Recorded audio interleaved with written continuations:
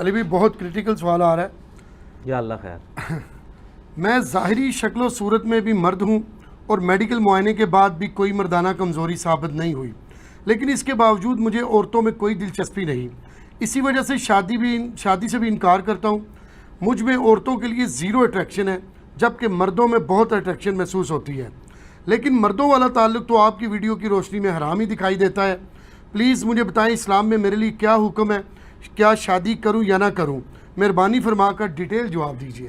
انا للہ و انا الیہ راجعون.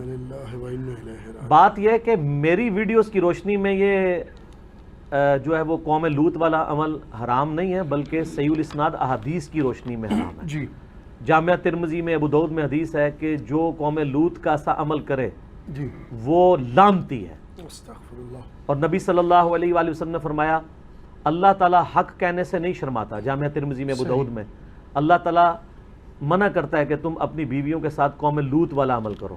اور ترمذی ابو داؤد میں حدیث ہے کہ نبی صلی اللہ علیہ وآلہ وسلم نے فرمایا اللہ تعالیٰ نے اس چیز کو حرام قرار دیا ہے کہ کوئی مرد کے ساتھ ایسا عمل کرے یا کوئی مرد کسی عورت کے ساتھ ایسا عمل کرے. جی نعوذ باللہ من ذالک. اس کے اوپر میرا سیکس کے اوپر ایک ڈیٹیل لیکچر ہے، مسئلہ نمبر 155، وہ آپ دیکھ لیں. لیکن وہ میں ریکویسٹ کروں گا، میں بار بار کہتا ہوں کہ میرے سیکس کے اوپر ریلیٹڈ جو لیکچرز ہیں وہ ایک ہی لیکچر ہے جس کے کلپ بنے ہوئے ہیں. عورتوں میں بیٹھ کے دیکھیں، مرد مردوں میں، یعنی اختلاط میں نہ دیکھا جائے. اس کے شروع میں نے اناؤنسمنٹ یہ کی تھی.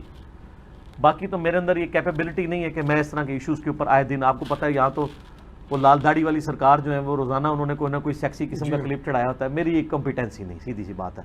میں نے ایک کلپ ریکارڈ کرا کے اس کو بند کر دیا تھا اس ٹاپک کو. چونکہ یہ ٹرانس جینڈرز کا جو ایشو ہے، ہیجڑوں والا اور مخنثین والا، یہ چونکہ ایک کریٹیکل ایشو ہے اور یہ لوگوں کے ساتھ یہ مسئلے ہیں. ایسے جو شخص ہے اس کو سب سے پہلے میڈیکلی اپنا علاج کروانا چاہیے، چیک کرنا چاہیے کہ کہیں ہیجڑا تو نہیں ہے. اور یہ ہیجڑا ہونا کوئی عیب نہیں ہے، اللہ تعالیٰ نے یہ نہیں پیدا کیا ہے، اس طرح لوگوں کو بنایا ہے. اس کے اوپر میرا خیال ہے کوئی عیب والا معاملہ نہیں ہے، کوئی اس کے اوپر کسی کو آر نہیں دلانی چاہیے. اور نہ اس حوالے سے اگر کسی کو اللہ تعالیٰ نے اس آزمائش میں ڈال دیا ہے، آپ اس کے اوپر کوئی اس طرح کے کامنٹس پاس کریں.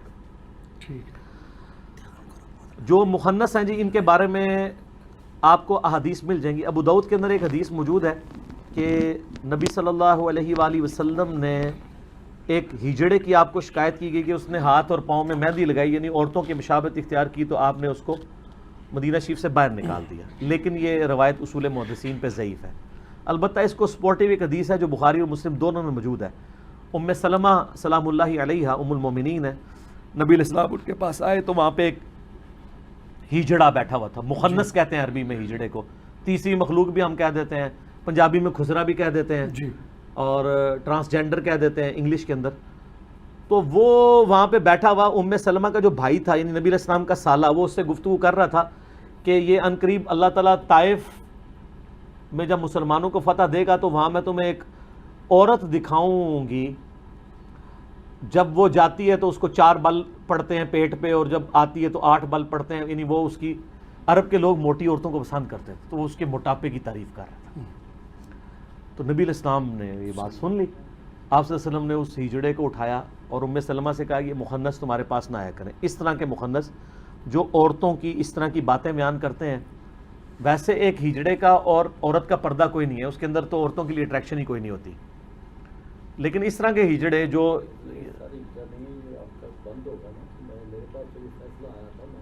میں اس پہ بات کر رہا ہوں، ڈسکشن کرتے ہیں. اس طرح کی جو چیزیں ہیں نا جی، وہ یعنی جو اس قسم کے ہیجڑے ہیں، ان کو تو عورتوں کے پاس بیٹھنے کی مخنثین کو اجازت نہیں ہے جی. باقی جس طرح یہ کہہ رہے ہیں نا، وہ لوگوں کے ایشوز بھی ہوتے ہیں، اس طرح کے لوگوں نے آپریشن کروائے ہوتے ہیں، بعض لوگوں نے کمائی کا ذریعہ بنانے کے لیے بھی بنے ہوئے ہیں، وہ ایک علیحدہ بات ہے، ہم اس کو فی الحال ڈسکس. اچھا ٹھیک ہے.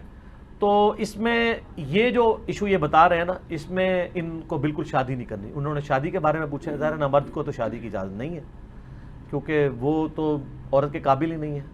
پہلے تو عورتیں خاموش ہو جایا کرتی تھیں، اب تو عورتیں خاموش نہیں رہتی ہیں، اور اس کی وجہ سے پھر بعد میں بھی کافی لڑائی جھگڑے بھی شروع ہو جاتے ہیں. اور عموماً اولاد جو نہیں ہو رہی ہوتی، زیادہ تر کیسز میں مردوں کے کمزوری پائی جاتی ہے. لیکن وہ عورتوں کے سارے کے سارے ٹیسٹ عورتوں کے کروائے جا رہے ہوتے ہیں. اور الٹیمیٹلی خرابی مرد کے اندر نکلتی ہے. کئی عورتیں ہیں جنہوں نے پوری پوری زندگیاں اسی طریقے سے گزارتی ہیں اور بعد میں یہ نہیں پتہ چلا کہ اس طرح کا مسئلہ تھا. تو ایسی عورت کی بھی ذمہ داری ہے کہ اگر مرد میں کوئی اس قسم کا عیب موجود ہے پہلے تو میڈیکلی علاج کروایا جائے. اگر علاج پاسبل ہو، بعض اوقات نفسیاتی بیماری بھی ہوتی ہے جس کی وجہ سے ریلیشن شپ ڈیولپ نہیں ہوتا.